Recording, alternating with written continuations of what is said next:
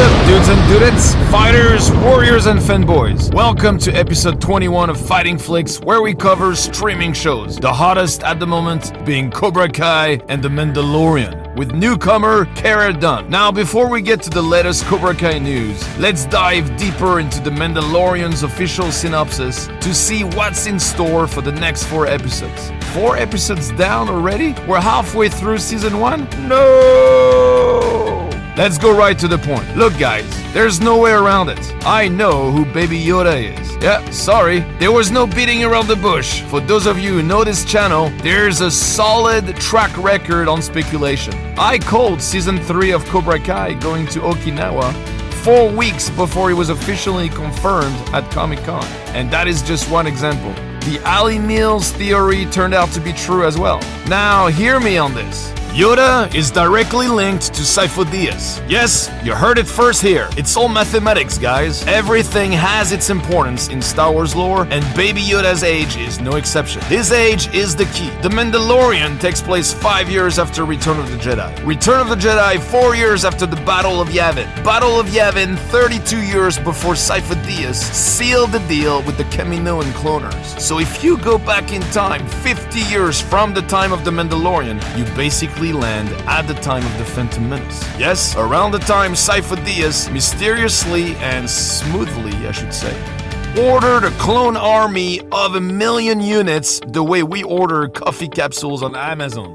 Did you hear what I just said? 1 million clones. Now, Sifo-Dyas had to have dealt with the cloners prior to his order of 1 million clones. You don't take chances like that in business, ordering 1 million copies of anything from a supplier without testing him first on a smaller invoice. So what if Sifo-Dyas had dealt with these cloners before by testing their cloning techniques on a sample of Yoda's blood, which by the way was in the possession of the Jedi at the time? What if? It makes sense. Not far-stretched at all. Bear with me for a second.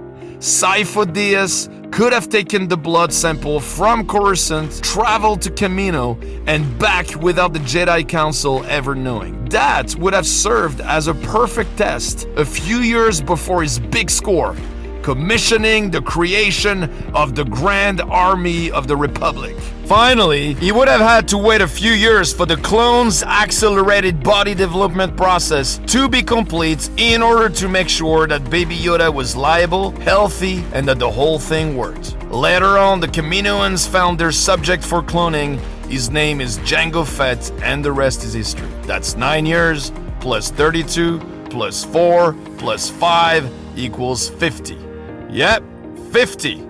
Okay, I can hear you from here. But how do you know that the Jedi Temple had in its possession a blood sample from Master Yoda? Well, good question. Remember when Obi-Wan and Qui-Gon discussed Anakin's midichlorian count on Tatooine and started comparing it to Master Yoda's midichlorian count? They would have based their comparison on proper data, don't you think? So Yoda's blood was available somewhere, and through his link to Count Dooku, who was secretly already a Sith, aka Darth Tyranus, Sifo-Dyas was the right person within the Jedi Council to borrow Yoda's blood sample and go on with the program. This theory ties it all together.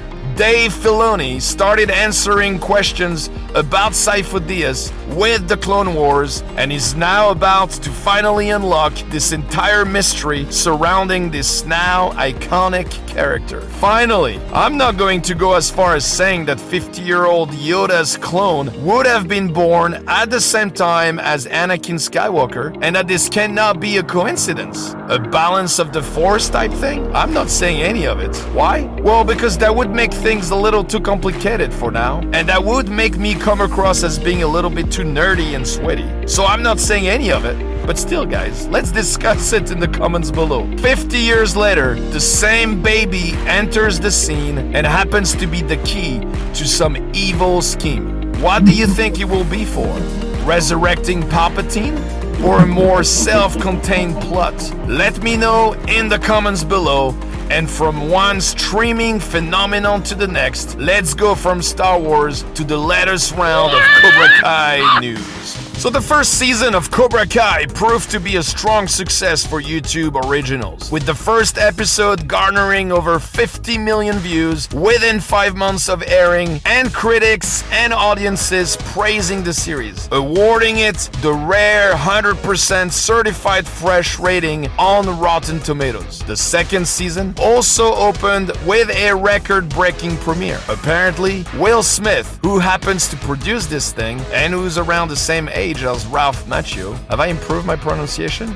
I used to say Macchio. This is what happens when a Frenchman tries to pronounce an Italiano-American name. It's a mess, guys. Ralph Macchio. Am I doing better? Alright, anyway, Will Smith has seen the original movie and loved it. Needless to say that the pitch weirdly mirrors the French Prince of Bel-Air's concept. He produced the 2010 Karate Kid version, or should I say Kung Fu Kid. And now rumors are stating that Will Smith is pushing for his daughter Willow Smith to have a part in season 3. Some see parallels between this and Nicole Brown, aka Aisha, being fired. Are you for Willow Smith to potentially join the cast? I didn't read into it at first, but it has been backed up by reliable sources now. What are your thoughts on that? Please let me know, guys, and until next time, dudes and dudettes. Whoa, almost forgot. I just have to do something real quick, so bear with me. I just have to give a quick shout out to my nieces that I love dearly, Aura and Elsa, as well as my daughter Jessie, my princess. Don't think you guys are allowed to watch my channel, but maybe you're being naughty and you're still watching it. Anyway, look forward to seeing you for Christmas. Love you all, and thank you so much for who you are. That being said, I have one final announcement.